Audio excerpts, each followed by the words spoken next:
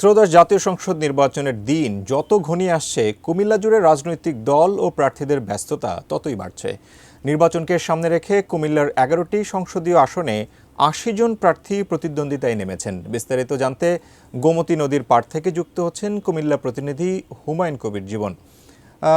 হুমায়ুন কবির জীবন, কুমিল্লার লড়াইয়ের কথা শুনেছি এবং ১১টি আসনে ৮০ জন প্রার্থী প্রতিদ্বন্দ্বিতা করছে। জমজমাট এই নির্বাচনী আমেজে কি আছে আপনার কাছে জানাবেন।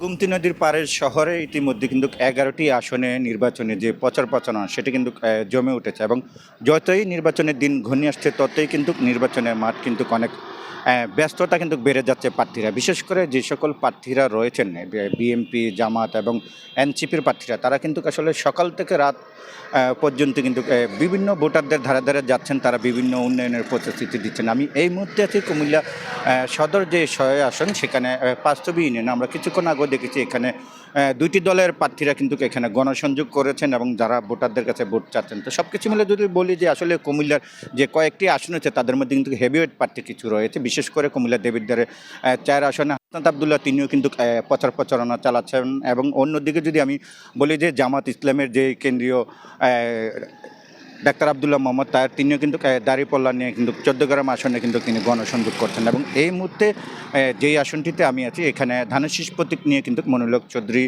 এবং জামাতের যিনি প্রার্থী কাজী দ্বীন মাহমুদ, তারা কিন্তু গণসংযোগ করছেন। তো সব কিছু মিলে যদি বলি যে আসলে নির্বাচনের প্রচারণা কিন্তু দিন দিন জমে উঠছে এবং ভোটারদের প্রত্যাশা পূরণে নানান প্রতিশ্রুতি কিন্তু দিচ্ছেন প্রার্থীরা। এই ছিল কুমিল্লা থেকে আমার কাছ থেকে সর্বশেষ।